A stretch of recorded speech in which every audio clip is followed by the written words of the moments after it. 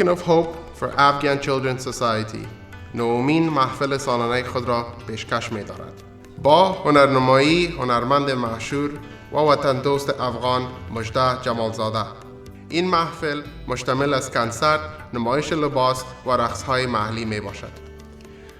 پول به دست آورده این محفل برای اعمار مکتب برای اطفال افغان در افغانستان به مصرف می رسد.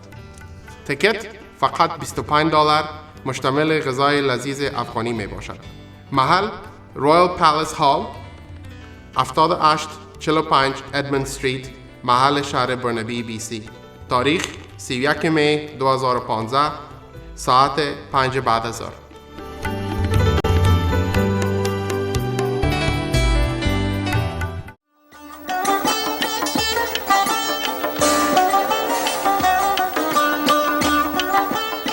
اتحادیه عامل منفعه افغانهای BC به مناسبت بزرگداشت از روز پر افتخار مادر برنامه‌های جالب موسیقی، سرگرمی، ورزش، کاغذ پرانبازی و همچنان مراسم قطع نمودن کیک و اهدای هدایا به مادران عزیز را برای شما هموطنان گرامی تدارک دیده است. این برنامه در صورت مساعدت هوا روز یکشنبه 10 ماه می از ساعت 11 صبح در بیل کریک پارک واقع تقاطع 88 اونیو و کینگ جورج هایوی شهر سوری برگزار خواهد شد. غذاهای متنوع افغانی موجود است. لطفاً به خاطر پشتیبانی از اتحادیه خودتان و به احترام از روز مادر از آوردن غذا خودداری کنید.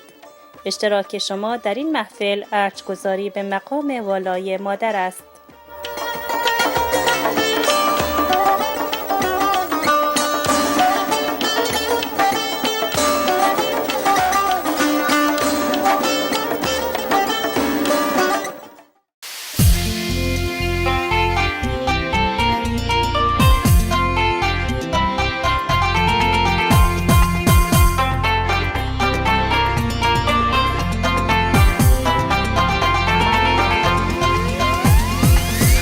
تا مانند تو دلبر ندیدم گل، در عالم از تو من بهتر ندیدم گل.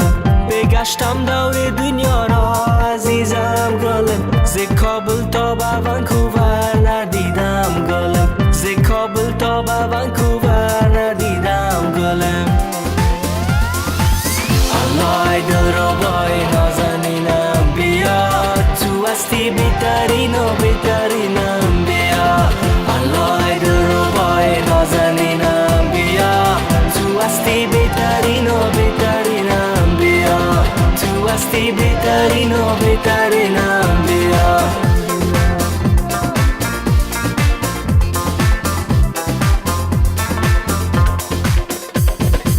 مرا دیوانه کرده انتظارت گلم، دل من است همیشه بیقرارت گلم.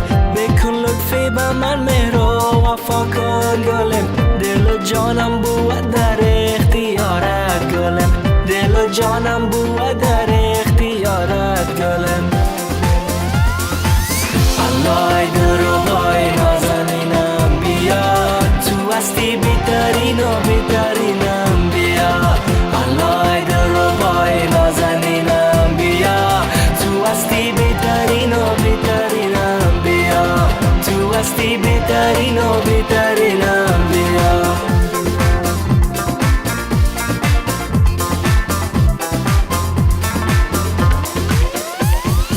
سر کوچه صدا کردی و رفتی گلم، چی شیرین اشواها کردی و رفتی گلم.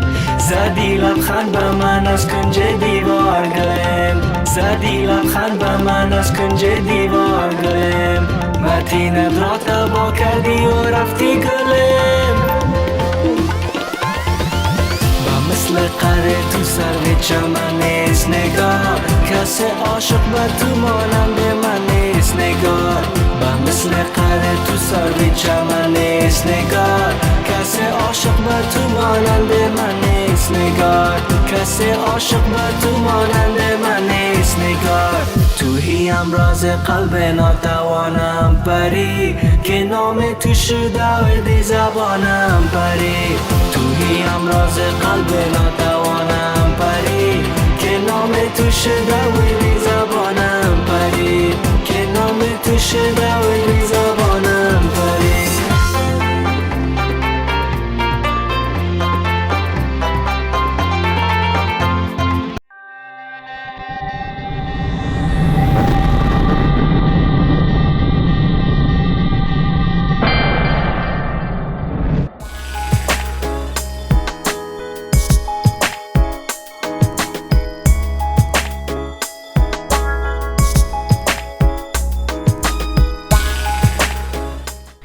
بهترین و شیرین‌ترین لحظات زندگیتان را با کاروان استودیو به یاد ماندنی سازید.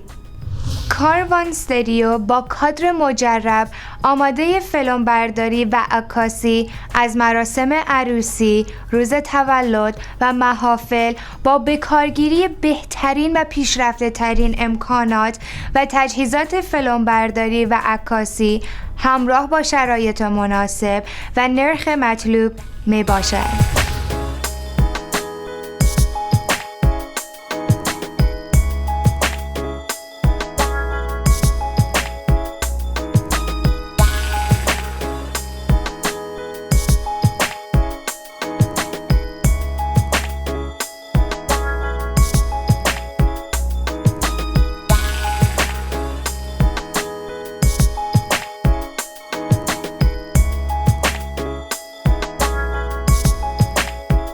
فیلمبرداری و عکاسی از مجالس خانم‌ها توسط فیلمبردار و عکاس خانم.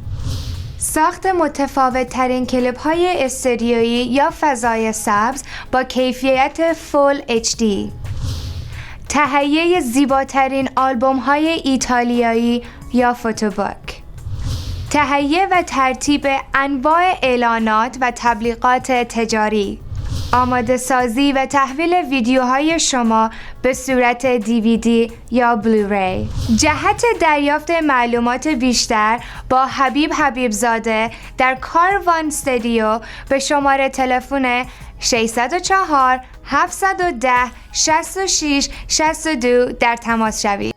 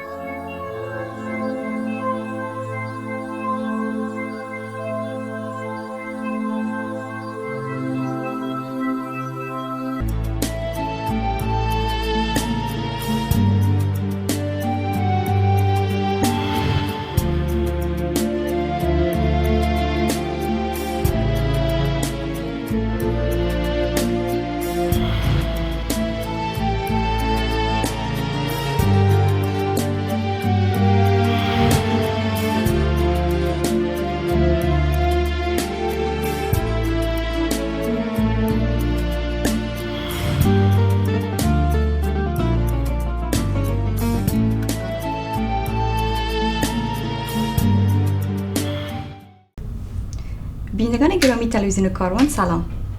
خوشحال هستم که دوباره در خدمت شما دوستا قرار داریم.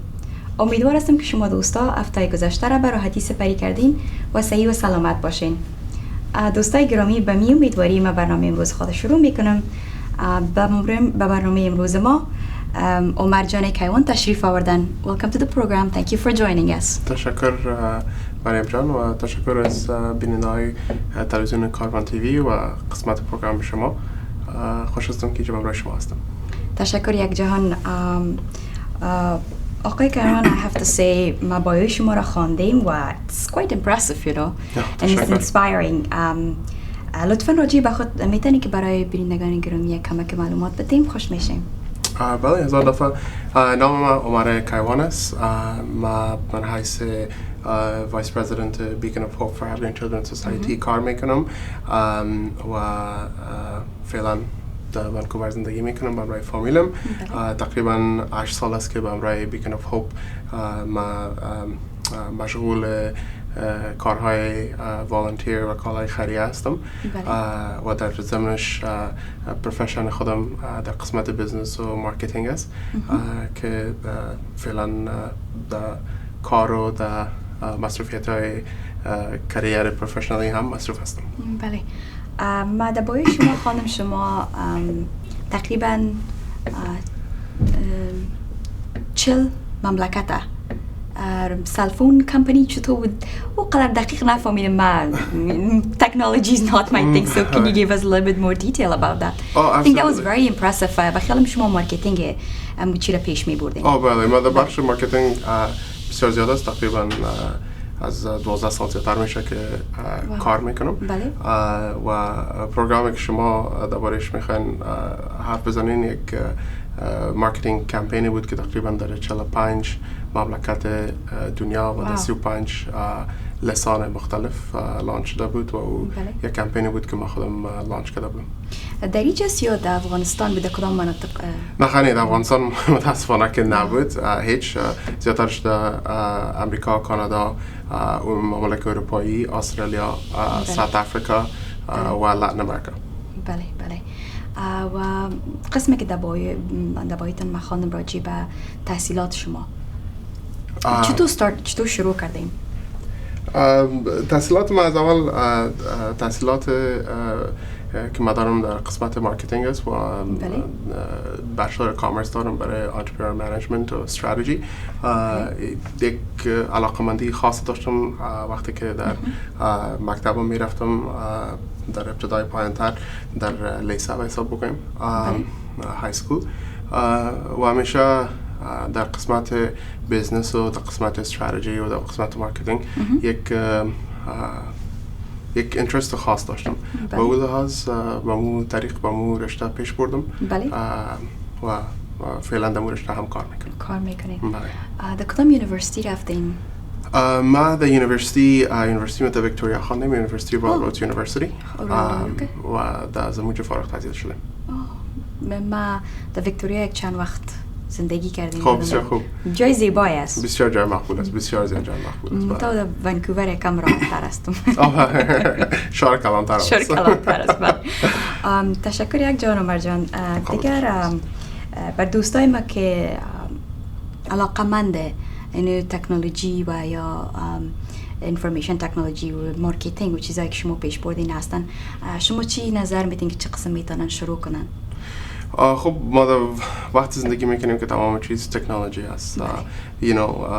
و وقت هست که فامیلا با هم دیگر به بسیار آسانی از طریق تلفن یا از طریق فیسبوک صحبت میکنن و زیادتر مردم هم متاسفانه یا خوشبختانه در تلفن خود همیشه مصروف میباشن. بله بله. دیگه با او حساب یک چیز است که امی در انگلیسی میگم مارکت ترند. مارکت ترند به می طریق پیش رفته میره و به می راه هست و کسانی که علاقمند هستن که در رشته دیجیتال مارکتینگ یا مارکتینگ به همراه تکنولوژی پیش برن، بسیار پروگرام‌های خوب است. بسیار وقتی که ما درس می‌خوندم مقدار زیاد نبود و از اون خاطر و فعلا بسیار پروگرام‌ها و اسپشیالایزیشن زیاد است که در فاکولت‌های مختلف بریتیش کلمبیا یا سراسر از کانادا دسترسی کسانی که علاقه دارن هست که میتونن در داخل بگیرن. دیجیتال میدیا گفتین، رایت؟ بله. میتونی یک اگزامپلش بر ما بدین؟ مثلا چه قسم دیجیتال میدیا؟ What does it cover? All that. I'm totally, I have no idea.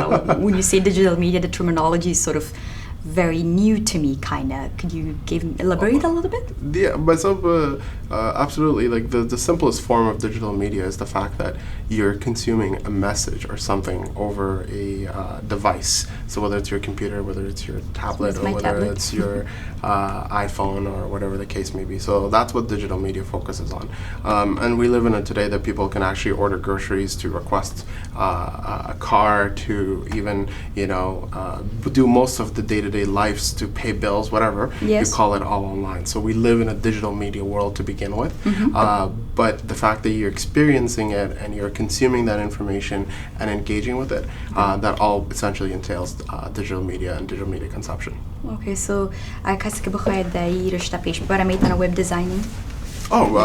چندین بخش هست. بله. کسی میتونه دیولپر باشه به حساب انجینیر باشه، کسی میتونه دیزاینر باشه، کسی میتونه که به حساب در قسمت صرف تلفن یا سلفون یا موبایل اسپشیالایز بکنه، کسی صرف در مقابل دسکتاپ یا کامپیوتر یا هر چیزی که میگیم در اون قسمت اسپشیالایز بکنه. گرافیک دیزاین، پرودکشن ویدیو، اینا همش تکنولوژی چینج شده و میتونه که بسیار چندین بخش داره که آدم میتونه در اسپشیالایز بکنه. تشکر یک جهان. تشکر نیست. اگین بایویتان از بایویتان معلوم میشه که شما بسیار مصروف هستین. یعنی کار و تشکر یک جان که اینجا آمدین واقعا. تشکر از شما که برام وقت دادین. خواهش میکنم. میخواستم از تان شخصا سوال کنم من feel free not to answer. شما as a male, you know, how do you balance between life work and Afghan culture and Canadian culture? How do you consume all these things and manage to de-stress and survive basically? Well, burdenشان چه قسم میبرین? Like how do you come out of all the burdens? Well, you live within the burden, I think, more than coming out of it. We do live in a stressful life. Yes. You know, I do have a family of my own, and family is very important to me. And you know, I spend a lot of time with my family, and that's essentially what you may call my traditional Afghan outlet, where I get all those things. And life is a consistent balance. It's, you know, every day is a different priority, and priorities change. So it's just the ability for you to be able to prioritize things in your head and know what life is about for you in that moment and go accordingly. And that's how I deal with it as well. There's no formula. There's no path. There's no. Everybody lives a very unique and different life, and it's just the ability for you to juggle things that we all have to juggle, but just in a different way. Absolutely, I think تشکر یک جان. I'm thinking about it, and it seems to amaze me always. I see this between thinking about Afghanistan and thinking about life here, and how we consume all of that and bring it together to find a peace and a balance. مانای چی معنا داره که افغان کانادایی, you know, like Canadian Afghan. So I think I'm learning as I'm going. Just like you said, it's just the balance, that tipping point that you don't want to go either way. Yes. It's constant battle, and it's a constant, you know, a burden to carry. Yeah, absolutely. But it's a good perspective to know from a guy. I know as a woman, I know what we do. We talk and, you know, sometimes we ghaibat and do whatever to de-stress. But from a guy's perspective, it's good to know that basically spending time with the family is your way of kind of de-stressing and dealing with all that stuff. So absolutely. Well, thank you for that. I think we're going to take a short break, and after that we will continue talking. Thank you. Absolutely. We'll be right back after the break. Welcome back. دوستای گرامی، تشکر که شما با ما هستین. تشکر عمر جان و تشکر شما مریم جان. خواهش میکنم اگر اجازهتان باشه ما به سوال دوم شروع میکنم. هزار دفعه. Again, the بایویتان. بله. ما دیدیم که شما زیادتر you're a social activist and you're heavily involved with the community in Afghanistan. و میخواستم که I wanted to know چی باعث شد که شما امرای Beacon of Hope you got involved. و جان بسیار تشکر از سوالتان. بسیار یک سوال بر من شخصا مهم است. Beacon of Hope for Afghan Children's Society یک چریتی، یک پروگرام خیریه است که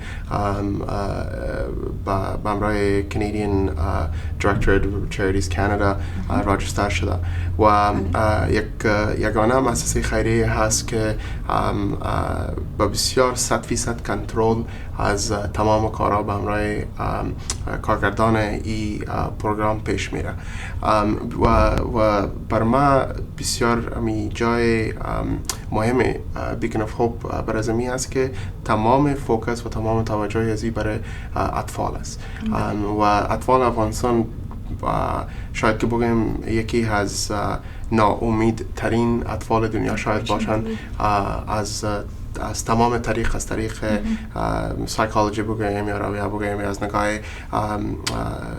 درس، از نگاه تحصیل، از نگاه ضرورت‌های دیگه زندگی که بسیار بیسیک است. و به مو خاطر بر ما بسیار ای چریتی که شروع شده بود از طریق بسیار کسایی که هنوز هم برای ما کار میکنن و کسایی که ما برشان احترام زیاد دارم از و برای از اینا ما کار شروع کردم. و چون خودم هم در افغانستان در بسیار وقتهای وحشتناک بسیار وقتهای خراب زندگی کردیم و به دو چشم خودم هم او تجربه های زندگی را دیدیم و اگر با برکت و فضل خداوند ما در موقف هستیم که میتونیم پس کمک بکنیم پس چرا نه. و به می خاطر و به می گپ سبب شد که ما با برای بیکن اف هوپ همکار شوم و قسمی که بیشتر هم گفتم تقریبا 8 سالم است که با برای بیکن اف هوپ کار میکنم various positions مسئولیت های مختلف. بیکن اف هوپ for African Children's Society در 4 بخش با برای اطفال کار میکنه. بخش اول ما در قسمت education یا تعلیم تربیت است.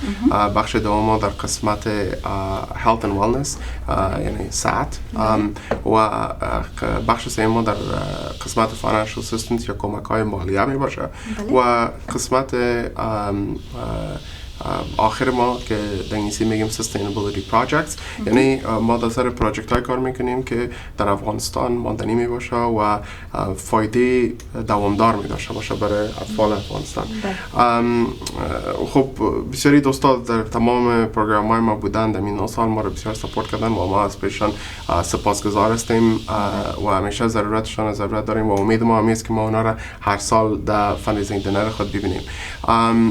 در 2 سال قبل به حساب sustainable projects ما که ما داشتیم هر دویش با همراه شفاخانه اندرگاندی چیلدرنز هاسپیتال بود که اینا یگانه شفاخانه اطفال از در سراسر افغانستان و شاید باورتان بیاید یعنی تقریبا در حدود 3500 طفل روزانه داخل از این شفاخانه میشه. بسیاری کسایش به حساب برای پرابلم های صحت که بسیار ثقیل است یا سیریس می باشه و بسیاری کسایش به حساب برای انجریز خرد ریزه هم است. 2 پروژکت ما داشتیم. پروژکت اولش بود که من خودم شخصا بر افغانستان سفر کردم و به حساب پروژکت پیش بردم که در داخل شفاخانه اتاق اکسری نبود و اتاق اکسری باید یک سیفتی استاندارد داشته باشه چون شعاع اینا بسیار بر جان بدن انسان و کسب تکنیشن ها ضرر میرسانه. با او حساب ما یک سیف اکسریم تیار کردیم در شفاخانه و همچنان یک ماشین هم خریدیم و تمام تکنیشن ها را ترین هم کردیم و برشان سپلایز و اینا همه چیزایی که ضرورت داشتن برای اتاق برشان تهیه کردیم. سال گذشته 2014 فروزان جان جایا به افغانستان سفر کردن و اونا تقریبا 3 اتاق برای امرجنسی immediate emergency OR که در امرجنسی سکشن شفاخانه می باشه و برای اطفالی که میان و زودن ضرورت دارن چی یک پانسمان عادی باشه یا چی کدام ضرورت زیادتر اونو اتاقا رو برشان تیار کردیم به همراه تمام ماشینری و یک ماشین بسیار مهم و ضرور بود که باورتان میاد یعنی داخل شفاخانه هنوز نبود که اونا نمیتونستن چقدر مواد امی دوای انستزی رو برای اطفال بتن لولش نمیفهمیدن. اونا به حساب مقدارن در پچکاری میدن و میدادن و این ماشین کنترل میکنه امی هارت ریت اطفال که میتونه بفهمه که چقدر دوار بتن. او کارهای امسال ما بود. بسال و کارهای 2014 میبخشیم. کارهای 2015 ما بسیار یک کار کلان است و ضرورت بسیار داریم از دوستای ما که برای ما همکاری شون و کمک کنن و امسال ما تصمیم از می گرفتیم که در افغانستان در منطقه بیزادی که تقریبا 25-30 کیلومتر از شهر خود کابل دورتر است یک مکتب برای دخترها اعمار کنیم و این در پهلوی یک مکتب دیگه است که به نام بیزادی است و این مکتب ما در 9 سال کمک کردیم و توسط کمک های ما این مکتب تانسته که فعلا لیسه شود. اما متاسفانه ما مشکلات داریم چون طفلکای خرد یا دخترایی که پسانتر در مکتب میرن با هر مشکلاتی که دارن یا صنف 3 یا 4 پیشتر نمیرن میرن و برای بسیار مشکل است که در یک صنف ممرای بچه ها با ممرای که معلمه که در از طبقه ذکور است اونا درس بخوانن. با او حساب بر ما بسیار ضرورت است که ما برشان یک مکتب جور کنیم در پلی از لیسه بیزادی که صرف برای دخترها باشه و نیکترین کار همی است که تقریبا 700 شاگرد اوناسی که در امین قریه زندگی میکنه میتونه که مکتب بره و اینا لیست از اینا رو دارن و همچنان 15 معلم اوناس که فعلا unemployed هستن یا بیکار هستن اینا میتونن که شامل از این مکتب شون و به حساب معلم کار پیدا کنن و معلم شون و معلمی خود پیش ببرن و یک پول به دست بیارن. بله تشکر یک جهان احساساتتان قابل قدر است. I'm just so I can't find the word to describe how I'm feeling. This is an amazing thing. خواهش میکنم تشکر یک جهان که شما just paying it forward دوباره از جایی که مثلا از افغانستان هم ما ایجام بدیم. You're right, we have privileges here that we have access to more than we need. And definitely I think if we really want to help, if we can't do much, we can just donate our time. So I'm grateful that you're here, and thank you so much for doing what you're doing for people in Afghanistan. And I hope that project شما بزرگتر شده بره و expand more and more and more. And مزار شریف بره. حتما منطقه مریم جان ما براتون بگیم که ما بسیار ضرورت داریم برای کمک های کسایی که همیشه ما را سپورت کردن اسپانسر کردن از طریق دونیشن. این مکتب تقریبا در حدود $75,000 ضرورت داره که اعمار شود و ما صرف تو مکتب یک 4 دیواله باد نمیکنیم. ما مکتب اعمار میکنیم که درست باشه، که بمانه صنف داشته باشه، برای معلم‌ها یک اتاق داشته باشه، برای ضرورت‌های مثلا toilet facilities درست داشته باشه، antiseptic tank داشته باشه، تانک برای آب ذخیره داشته باشه، کونا بتونن درست در یک محیطی که ما به حساب درس میخوانیم، اولادای ما در مکتب میرن، شاید به او سوی نباشه اما کمتم یک چیز باشه که اونا بتونن دمو پیش برن و یک دخترکی که صنف یک شروع میکنه یا صنف اول میتونه تا صنف 12 خود از موج خلاص کنه و همین خودش کلانترین گپ است. بله تشکر یک جهان. مرجان اگر اجازه میدین کویک بریک میگیریم و دوباره برمیگردیم. دوستای گرامی دوباره به خدمت شما خواهیم اومد. Welcome back دوستای گرامی، تشکر که شما همراه ما هستین. عمر جان تشکر. تشکر از شما مریم جان. خواهش میکنم. و سوال که من از شما دارم راجع به upcoming event تان است. من در بیکن اپ هوپ در وبسایت دیدم که شما you have an upcoming event. So I wanted to know a little bit about it and what is it about and when it's happening and where the funding will, what you guys are trying to achieve with the funding. Absolutely. تشکر مریم جان از سوالتان. به حساب دلیلی که من برای شما هستم غرضی که با همراه دیگه بشینیم امیست که درباره فندریزینگ ایونت ما که داریم در تاریخ 31 می 2015 در رویال پالیس هال در سرک ادمنز برنبی که تمام دوستای افغانی ما فکر میکنم با این حال آشنایی دارن. در تاریخ 31 می هست و قسمی که پیشتر گفتم پروژکت امسال ما اعمار امی مکتب اوناس است که ما بسیار ضرورت داریم برای کمک های دوستا و در این فندریزینگ دینر ما قسمی که دوستایی که دمی 9 سال قبل با همراه ما سپانسر کردن یا سپورت کردن فندریزینگ دینر می باشه. یک شام انشالله پر از جوش، پر از خوشی و پر از بسیار چیزای فن خواهد بود و تیکت صرف $25 است و دوستا همیشه بر ما گفتن که اگر امکانات باشه غذای افغانی تهیه کنین و خوشبختانه امسال با کمک های آرون جان که مسئول حال هستن ما بسیار یک منیوی خوب افغانی تهیه کردیم و از همه چیز که بالاتر بگویم که خانم مجد جان جمال زاده که یک رناوند خواننده و celebrity activist یا social activist مملکت ما هستن، به همراه ما امو شام خاک بودن. اونا خیلی کارهای بزرگ انجام دادن در افغانستان برای قسمت اطفال افغانستان و در قسمت یتیم ها و به همراه طبقه اونا بسیار دخترایی که میخواستن مکتب برن به همراهشون بسیار ارتباط دارن و کارهای کردن که کوشش کردن که برای اونا در افغانستان یک انوایرمنت پیدا شود که اونا بتونن درس و تحصیل خود پیش ببرن. خب مجد جانم به همراه ما میباشه. اینا بسیار شکست نفسی کردن و قبول کردن که همون شب به همراه ما باشن، خواندنهای زیبای خودم بخوانن و اسپیچی که تهیه کردن اونم بتن و به همراه ما دوستای ما و کوشش کنیم که ما همون شب مقدار پولی که ما ضرورت داریم برای اماره امی مکتب امیر جمع آوری کنیم. تشکر یک جان عمر جان. ساعت چند بجه اسپیچ که یادم بره؟ ساعت تشکر از سوال خواهش میکنم، ما همیشه برسیم یادم میره.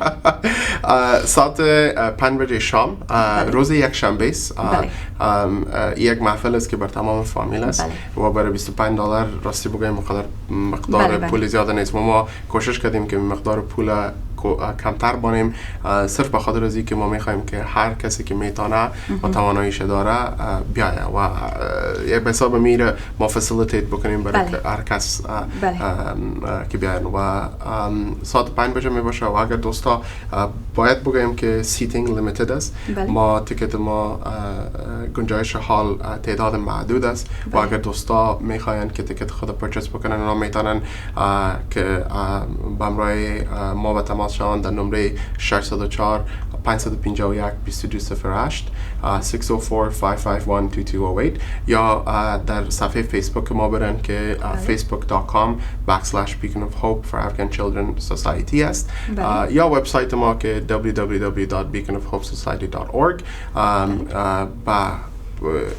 یکی از اینا به همراه مراجعه کنن و ما انشالله برشان تیکت میتیم و میتونن تیکت خود پیش از پیش خریداری کنن و بگویم که در 12 همون شام بسیار فکر میکنم 20 تا 25 تا قطعه تیکت خواد بود. دیگه تمامش ما کوشش میکنیم که پیش از پیش بفروشیم. خب مقصد دوستا خدا نخواسته بیاین و خفه نشن، پیش دروازه نبین یا خفه نشن. تشکر عمر جان، تشکر یک جهان از معلومات شما.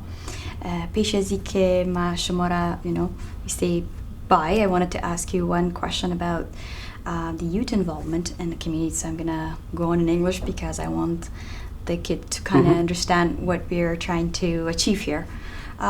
Why do you think our kids are not heavily involved in community here, especially with when it comes to getting involved in non-profits in Afghanistan or even here? Why do you think that is? This is something really unfortunate for us. As a non-for-profit society, we're consistently recruiting volunteers, committed volunteers, I should say. We've had a lot of volunteers who have thankfully donated their time to us, but unfortunately, they haven't been able to commit for long term. And this comes, obviously, we live in a very hectic lifestyle here. We talked about that before. But I think there's also a lack of compassion, I want to say, from some of our local Afghans here. I think in our heart we do feel sorry or bad, or we might have experienced things firsthand. But unfortunately, I don't consider that true compassion, because until you do something, it doesn't really mean anything. So it's a very sticky and controversial subject in a lot of sense as well here locally. Sorry to put you in spot. Yeah, no, that's okay. And I think it also really is important for parents to have their kids go out there and volunteer for different things and try to help out the Afghan community. But more importantly, reach out to those unfortunate young adults or youth or children back home who really do need our support and our help. We're so fortunate. You had mentioned that before. We're blessed. And the ironic thing to me is the fact that probably over 80% of the people who live and I know have experienced the war, have been impacted by the war, have been impacted by the situation somehow. But unfortunately, only 10 or 20% of them are actually doing something. So that's a dynamic that I don't quite understand. It's definitely beyond my comprehension. And I think it's easy to forget. And it's easy to get focused on life here and on everything that Canada has to offer us, and it's easy to forget, and that's unfortunate. So I urge all Afghan young youth to please support your Afghan community here, but more importantly, the young Afghan youth back home, and do your best to participate, whether it's donating to charities like Beacon of Hope, whether it's volunteering for them, whether it's coming to events, whatever the case may be. Just do your part and do the best of your ability. Thank you very much. Not to undermine what you just said, I really think what I witness here, lack of compassion or not, but what I noticed that the kids who wants to do something for the community, they're open.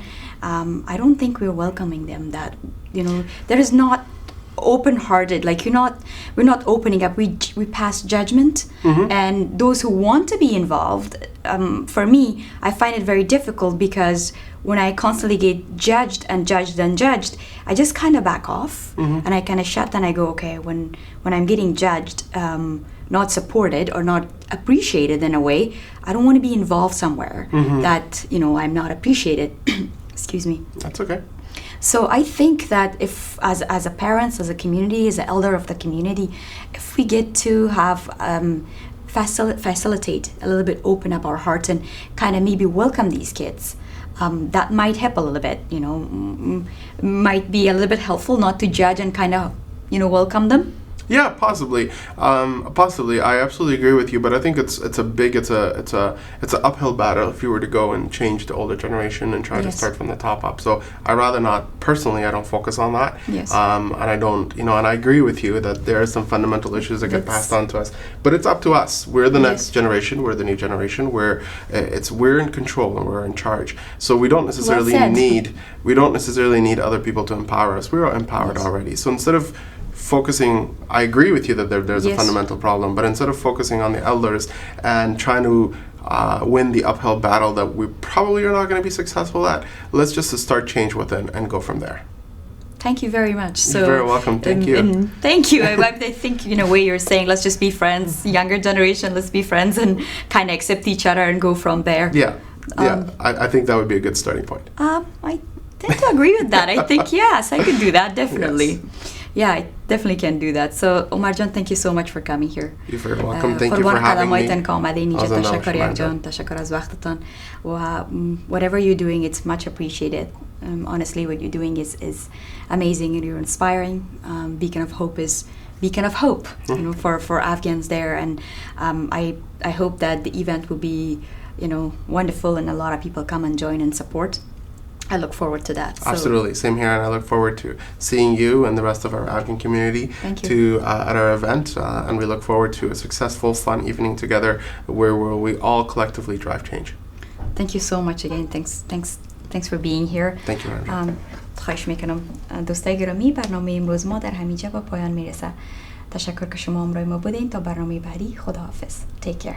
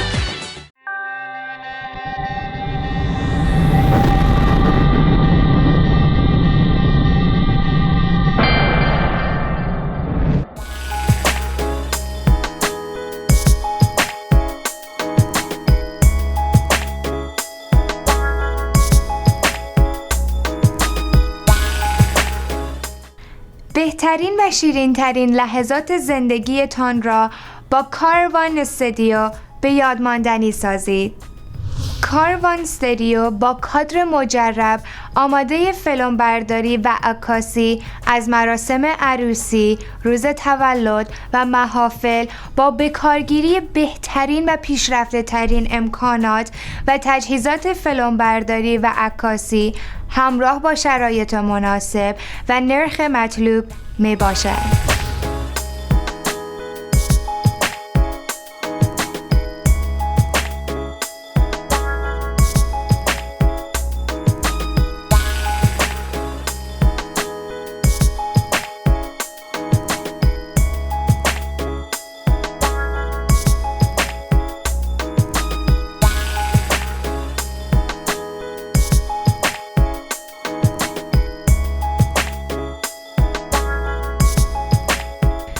فیلمبرداری و عکاسی از مجالس خانم‌ها توسط فیلمبردار و عکاس خانم.